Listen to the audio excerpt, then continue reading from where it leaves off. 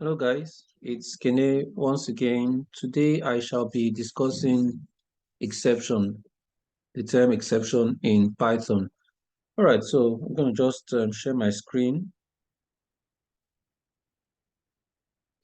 Okay, so guys, these are the subtopics we'll be talking about today. What is an exception? What is exception handling? Right, so what's an exception, guys? It's simply an error. So in a nutshell, it's an error. And it is an event that interrupts the normal flow of our program. So our program is meant to run from point A to Z, but at some point, say at point X, there is a disruption. That event is called an exception. And then it is not good that we let exceptions spoil our program, right? We have to create ways of managing those errors or handling those errors. And that brings us to exception handling. So when an error occurs, we need to deal with the error in such a way that program the flow of the program is not significantly affected, if affected at all. So the program does not crash. In other words, if we don't handle those exceptions, they can end up crashing our program. So that's why we need to be able to handle exceptions. Okay, right. So guys, that's about handling exceptions. Now let's very quickly look at some types of exceptions in Python. Besides, I need to mention that exception is actually a type of data, what we call a class, right? In classifying errors, they fall under a category, a class called exception. So when we have exceptions in our program, we can handle them, with the aid of a class in Python called exception. Right. So guys, let's look at some of these exceptions. Okay. I'm going to look at name error.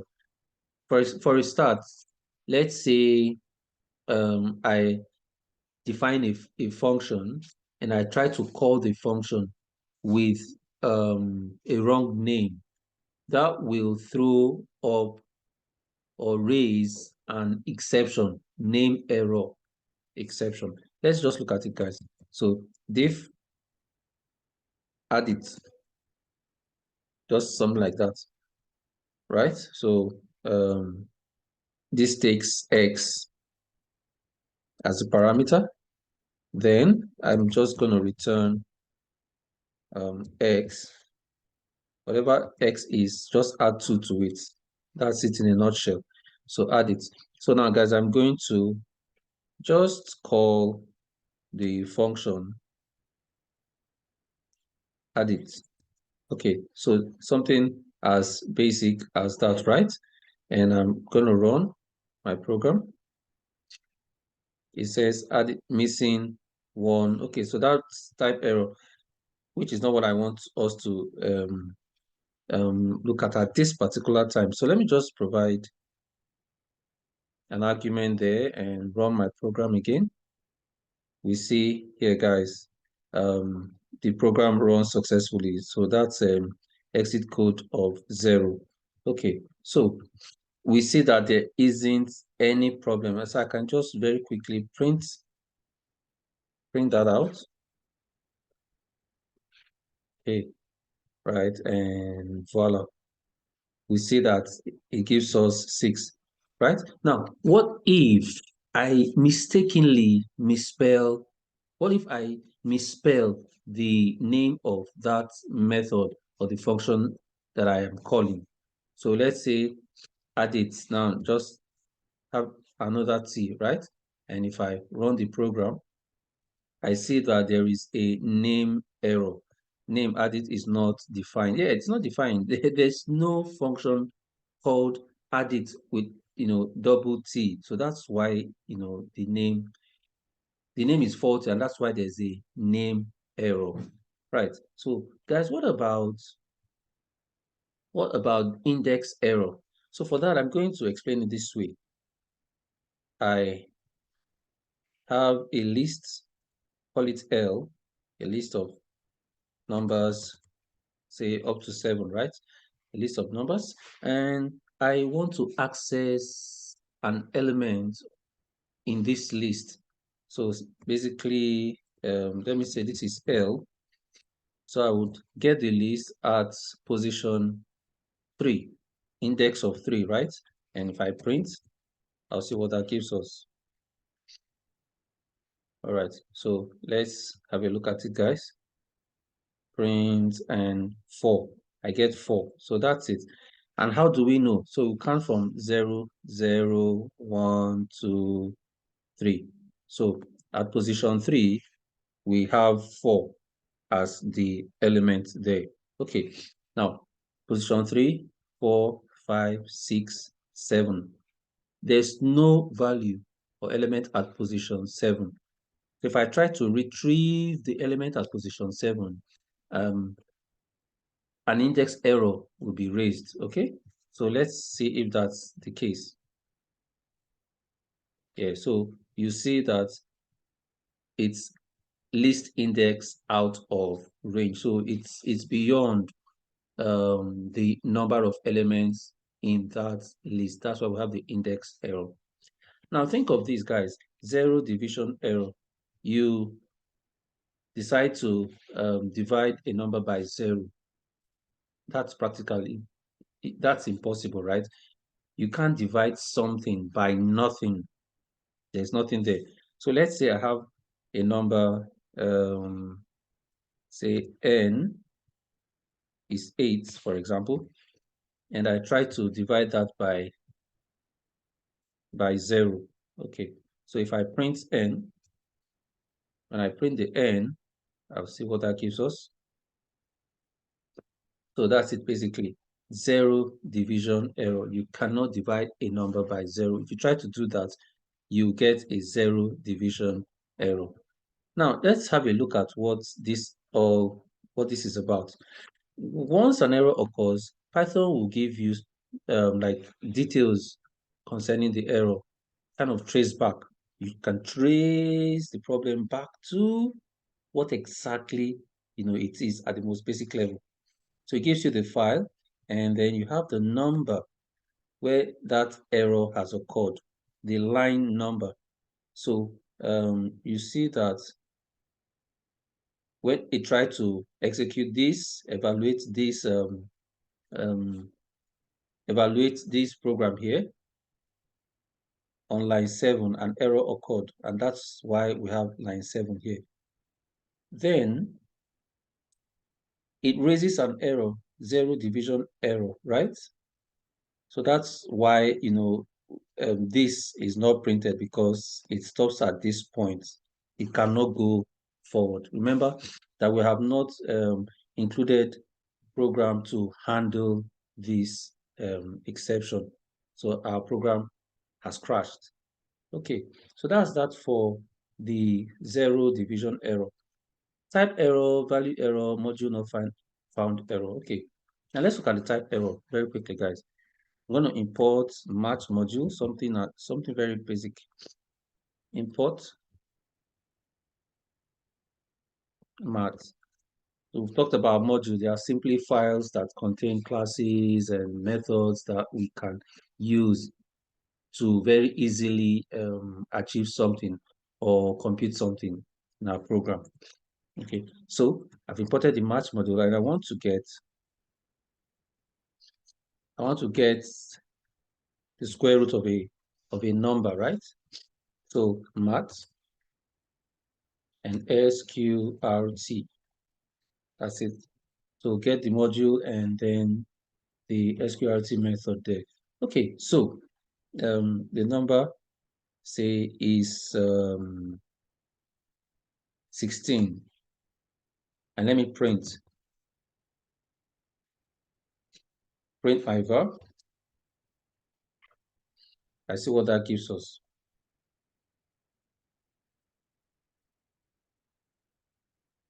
around. So that's type error. Why do we have the type error here? I mean, 16. The square root of 16 is 4. Yes, guys, you have 16 there, but it is a string because the 16 is enclosed in quotation marks. And this method expects data type int, positive number, right? So that is a problem. That's why we have this type error. So if I make this an actual number, integer, positive integer, and I run the program, you see that there's no problem. It gets evaluated, right? 4 point, it returns a floating point number 4.0. So that's it, guys, about type error. The type, is it a string or a boolean or an integer, an int, right? Where you require one and you use the other or some other data type, a type error will be raised. Okay. Now, guys, let's see.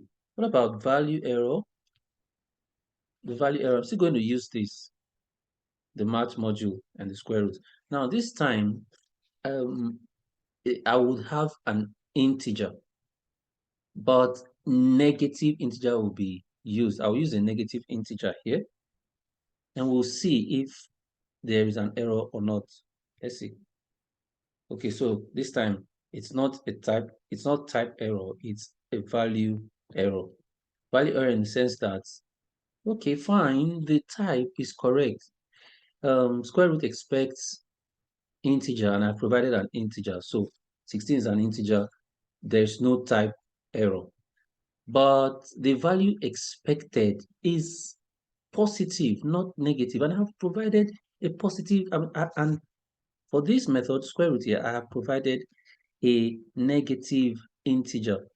So even though the type is correct, the actual value is, a problem. So that's why we have a value error.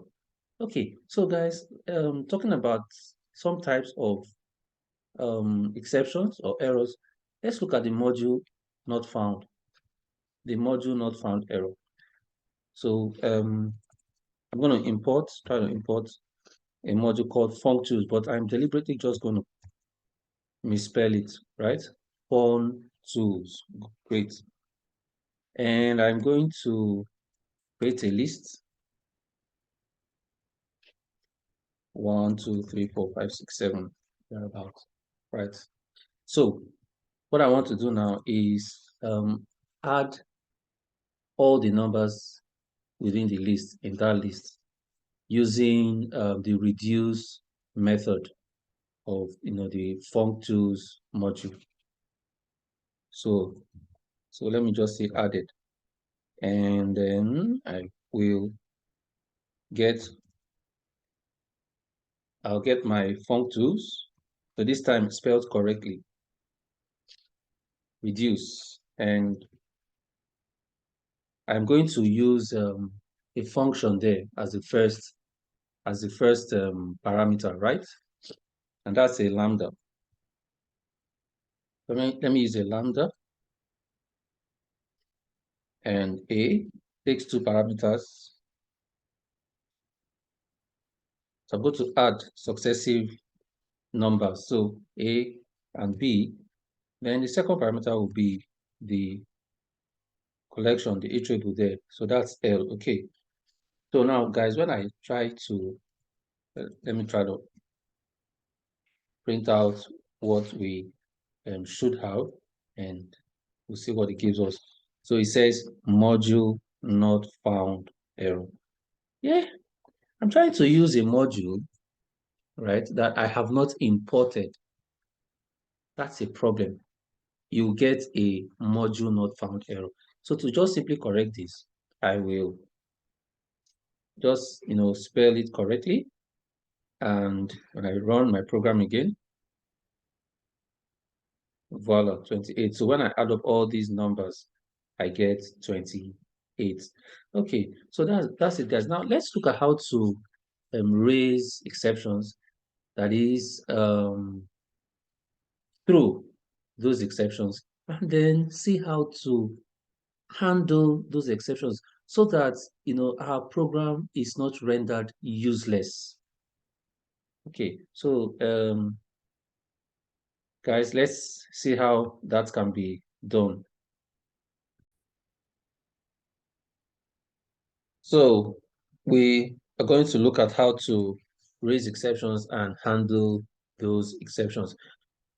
A very common way of handling exceptions, right, is using the try catch block. So I'm going to have two blocks, the try and the catch. In the try scope, we have the program that we want to run, and we'll try to test, see if there's an error in executing the code. If there is, then we'll have the except block where we handle it. So we perhaps give a message, provide some feedback as to what the problem is. Now, Python can give us the feedback, but that may necessitate complete termination of our program, and that's not what we want. Let's just go into it, guys. So I have the try, and let's say x equals 7. Then I'll check if okay, if x was going to do something the way I would do that, I would do in JavaScript. So x is less than 18. Then, guys, I want to say, okay, you know what? It's going to be a problem. Okay. Let me do this, guys. Let me do this. How to use square root here. Import math again. Let me use one that is already available in Python. Import math. Then try x math dot sqrt square root. Okay, and provide a negative number, which is definitely going to raise a value error. So minus 36, there's a value error there. But I don't want the program to crash. I want to handle the exception, that will be raised here. So with that done, I will print x. Okay, now I'm going to handle the exception in the except block, right? And what do I want here? Except as I know that a type error will be raised. Type error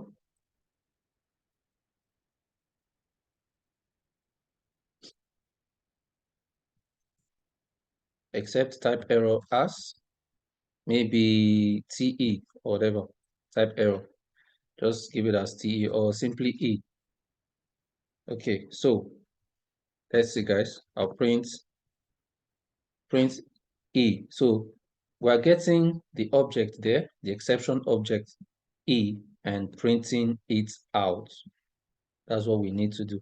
And this except block will run only when there is an exception in the try block. Let's see if that's the case. All right. So guys, we'll see. It says line 8, definitely there's a problem. Okay, a problem has occurred. Let's see what type of error it is. A value error. Oh, sorry guys. I wish to have a type error. That was an error on my part. A type error.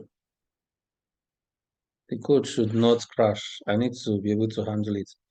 Okay, so it says here must be real number. Let's see how we know that our program has not crashed. If I have something afterwards, say print continue, we'll see that continue gets printed. So I have continue. So we see that after the try except block, subsequent code still gets executed, right? But if I did not handle the exception, so exception not handled, and I run my program, where is continue? Continue was not printed, right? Yeah, so the program crashed at this point. I try to use a string where an integer, a positive integer, is required. So that's a type error there. It will stop execution right here. It's completely interrupted, right? So this does not get executed and this does not get executed. So that's why you need to handle exceptions in your program. Okay, guys. So that's the try catch block for handling, for raising and handling exceptions. Okay. Let me give more examples. Just using another example, try.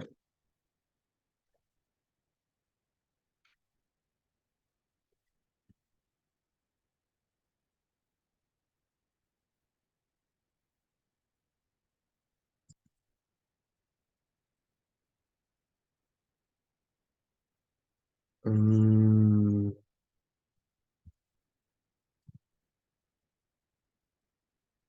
string. So I won't get a string. User input this time.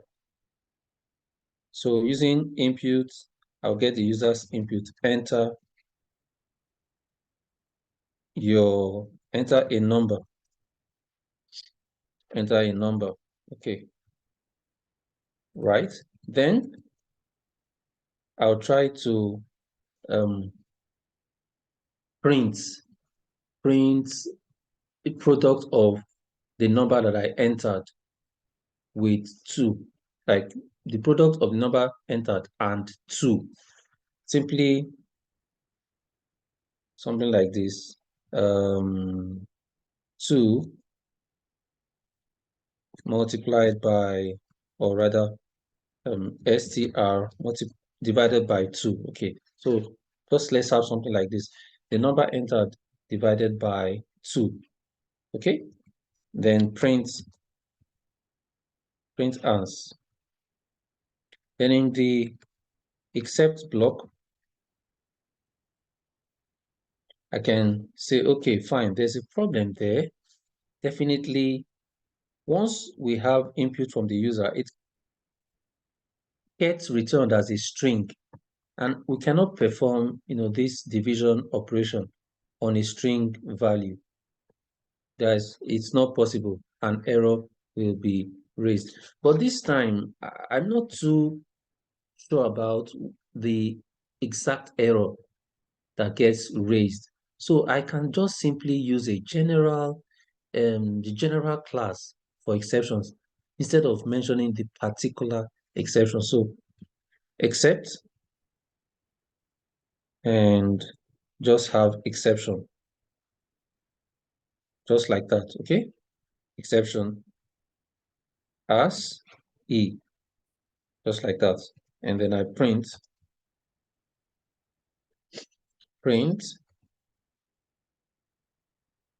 I might even not say as anything, no alias, just print a message there. You cannot divide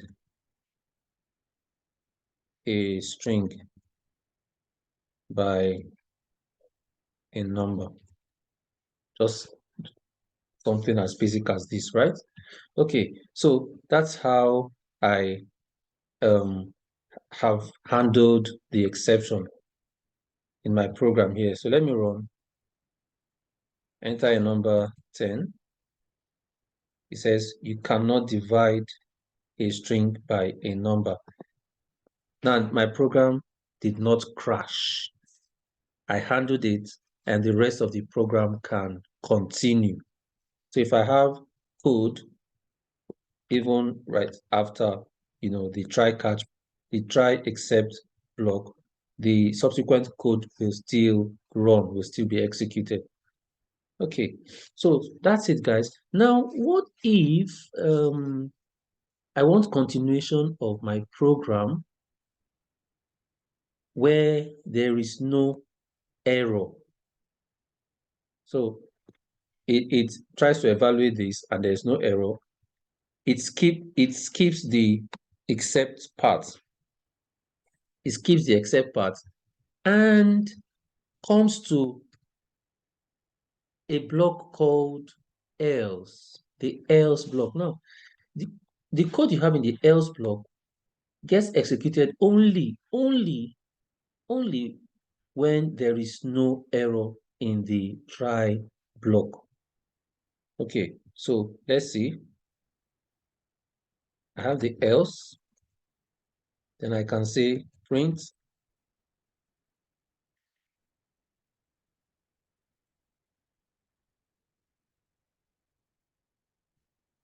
just message there was no error in your code, or there is no error in your code. Let's make that present. Okay, there is no error in your code. Now let's see if the except will be executed. And if the except is executed, what do you think? Remember, the input from the user gives you a string, is a string, and you cannot divide that by 2. So there is an exception there. So let's say 20. You cannot divide a string by a number. So this gets executed. We can't find the print in the else block, right? Remember I said for the else block, the code in it gets executed only when there is no error in the try block. So that's why we don't have there is no error in your code. Now, what if I make this an integer, the number entered, by using int, just like that. So I force this to become an integer, which can now be divided by 2. So the answer will be printed, and then the code will jump to the else block. Okay, let's see. Enter a number 20. All right, so it says, guys, let's look at this. Enter a number 20. So the answer gets printed, print ans, and that's 10. And then it jumps to, it skips the exception block and comes to there is no error in your code, which is the else block. So that's how you can go from the try where there's no error to the rest of your program in the else block, or something you would wish to happen only when there's no error in the code within the try block. So it's as simple as that. And finally, guys, I'm going to use a term called finally, that comes as part of the try except block. And what's the use of finally? So let me have finally there. And what's finally? It's the segment of the try except block that gets executed, where there's been an error or not. So whether there's been an error or not, the code in the finally block gets executed. So I can just print, it doesn't matter. It doesn't matter whether an error occurred or or not, comma, I get executed. So that's it. This particular line of code gets executed. Doesn't matter what the outcome is in previous blocks. So let's see, guys. Run, enter a number. Sorry, this should be right here, 40. Okay, so you'll see, guys, it says enter a number 40. That divided by 2 gives 20. Then the else block gets executed. There is no error in your code because there is really no error in the try block. And finally is executed as the final thing. Now, even when there's an error, the finally block still gets executed. So let me remove this conversion to integer to int. So we get a string from user input, which cannot be divided by 2. So we expect an error, which we would handle in the except scope. So 30. All right. So guys, let's see. Enter a number. You cannot divide a string by a number. That's what we have in the except block. Now the code in the else block is not executed, right? It's not executed because there was an error. But we have the finally. It doesn't matter whether there was an error or not. The finally block always gets executed. Okay, so that's how we handle errors, guys. I hope we learned something. Now, finally, guys, I want to talk about user-defined exceptions. There are times when you don't want to use what's already available, but want to define your own error and how to handle such errors. So how do you do that? I'm just going to give us a little bit of information about classes, because that's what I'm going to use to define my own error. Okay, so you would pardon me. There will definitely be a comprehensive lesson on classes in Python when we start discussing object-oriented programming in Python. Okay, but for now, I'm going to do something. I'm going to define a class. A class is basically a data type, but it's not built-in data type like exception, the exception class in Python. It is data type that you actually define yourself, and it contains attributes and methods to do something. That's the thing about a class. So I'm going to define a class, and the class will have access to the exception class that is part of built-in class in Python. So it's going to get some attributes, and some methods from the exception class that's already available in Python. So I'm just going to call this define a class by using the class keyword, and then I can say my my own, or let's say user error class, whatever, user error class, just like that. Okay, now this user error class will inherit from the built-in exception class. This exception class is used to handle all sorts of exceptions in Python, and it's a built-in class. So my own class here, this user-defined class, will inherit from the exception class. Okay, because I want to have access to, for example, the string method of the exception class. So I would then afterwards initialize. I would define the constructor of this user error class.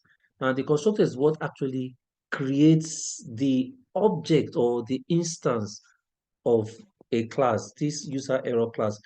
We are going to, later have need, to create an instance of it, a type of data that belongs to the user error class, which is like what we call an object of that class, an instance of that class.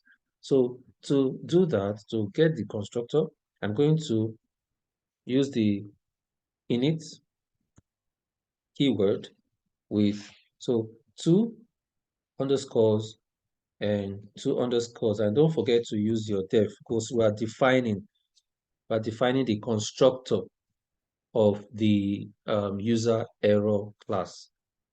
Okay, now to initialize, you see that it gives me self. I'm using PyCharm. So the self there, now the self keyword is just to identify the objects of the class, because from one class you can have different instances of the same class, like children in a family. They are all under one family, but the children are actually different. So you can think of the children as instances of that family.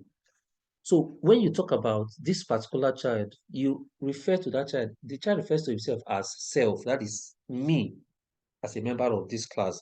And that's why Python gives us this keyword called self to point to particular instances of the class.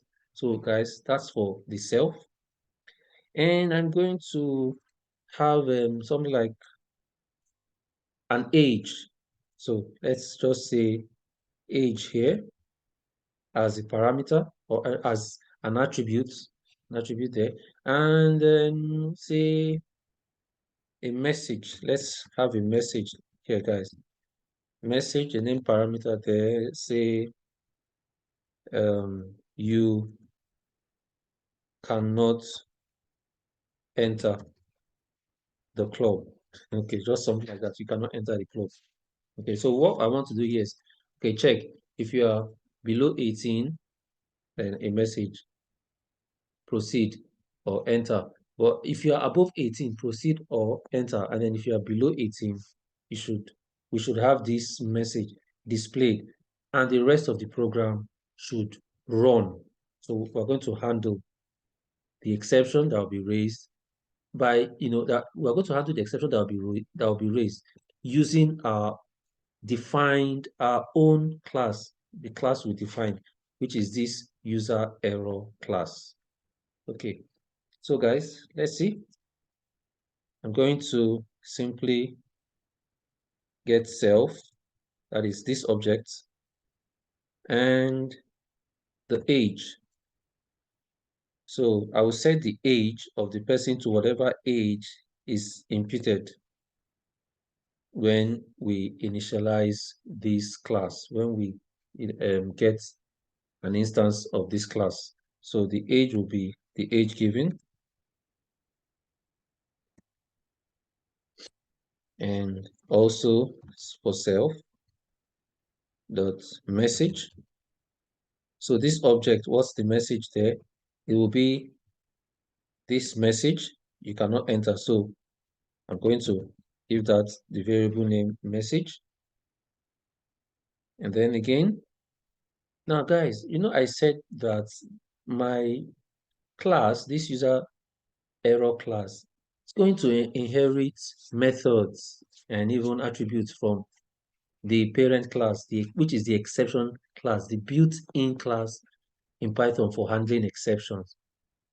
Right. So to gain access to that superclass, or the parent class, we have to use the keyword super, like with parentheses, and then initialize the constructor. Sorry guys, we need to initialize the constructor of the superclass within the child class, and the child class is this user error class. Okay, so how do we do that? We use the word init. So we are initializing that constructor there. We are initializing the exception class. We are initializing it within the user error class. So let's not get that twisted. Okay, so with that, I will provide the message there. So which is self dot message. So whatever the message is in this child class, it gets to be used in the super class. What I'm trying to say here is that there is a string class within the exception class. I mean, there's a string method within the exception class, right? But I don't need the message as it is in the exception class. I don't need that message. What I want is to tell Python, okay, you know what? I need to define the output of my own message, not the one that already exists within the exception class, like the string method of the exception class. There's a message there. That's not what I want. For this error, I want my own message. So I'm going to override. I'm going to override the message that is already available in the superclass. Okay, so that's what we call method overriding, and that's what I have done here, guys. Get this, initialize it, the exception class, and change the message in that string, the string method of the exception class. Okay, so that's it, guys, which is what I've done. And then we can now proceed to using it. So let's begin. Try.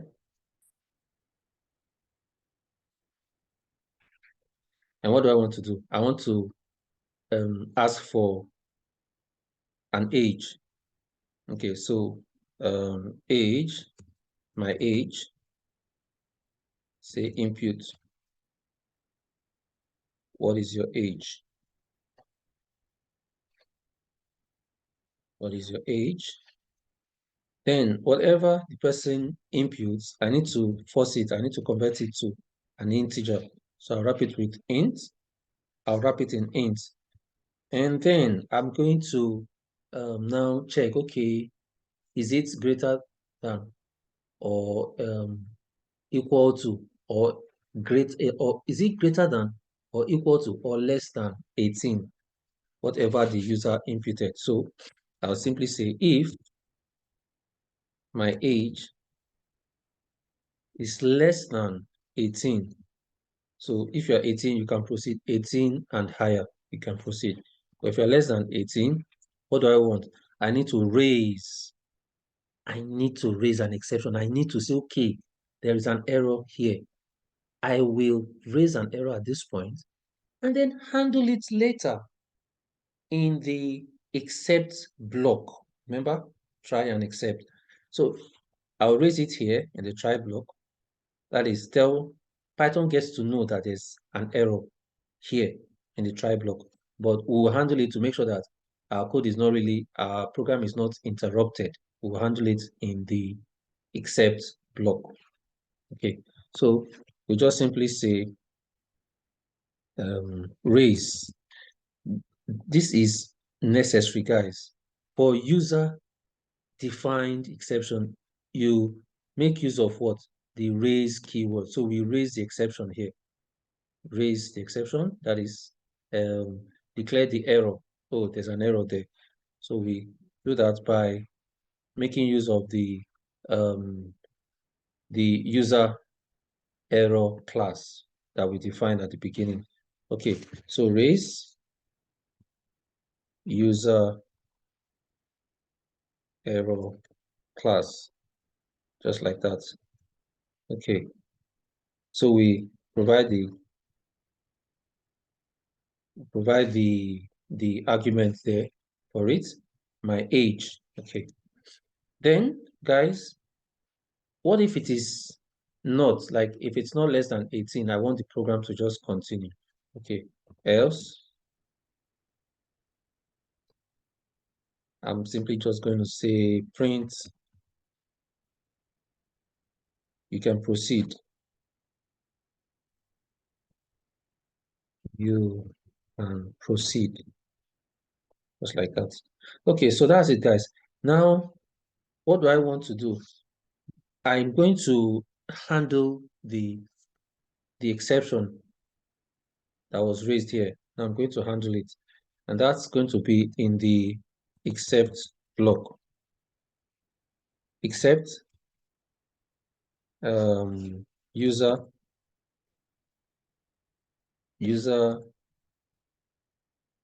error, the user error class. Okay, as e. So here, as an object here, I would after that print the. I'm going to print this message. Okay, so to do that, I'll just say print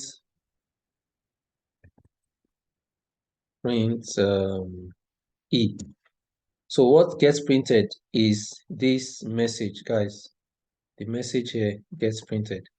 Okay, so instead of the message that should have been printed, the message available in the exception class, we overrode that message and get to print our own defined message. That's what it is in a nutshell. So let's run our program, guys. What's your age? And then what should it be? Say 7. 7. And we'll see. Guys, what do we have? You cannot enter the club. Okay, so guys, remember we defined our own exception, which we raised here. First, we defined it here, defined our own exception, and then we raised the exception here. If the person isn't up to 18, raise the exception, and we handled the exception right here in the except block. So here is our own class, right? Which inherited from the exception class. And so we have it as an object which we printed right afterwards. Okay, now what if the person is actually the person's age is greater than 17? So let's say 20.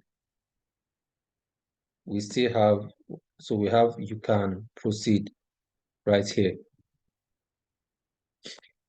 No errors, you can proceed. And let's say the person can proceed, right? I need to now include something like in the else block. So I can say print, enjoy yourself. Enjoy yourself.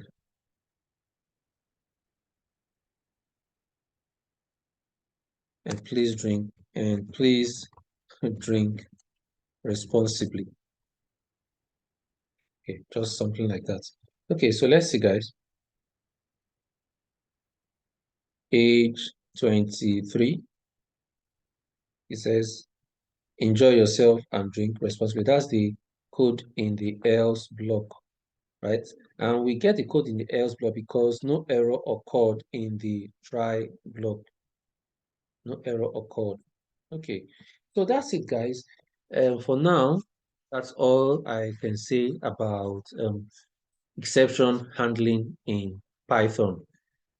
In my next video, I will be talking about classes, objects, things that come under object-oriented programming in Python. So we're going to learn inheritance, polymorphism, all those things, right, in our next class. And well, we may also talk about using databases in our program. So we can carry out some CRUD operations, create, read, update, and delete. And I'll be making use of my SQL database. So Python used with my SQL database in subsequent lessons. So have a great day, guys. I'll see you in my next video.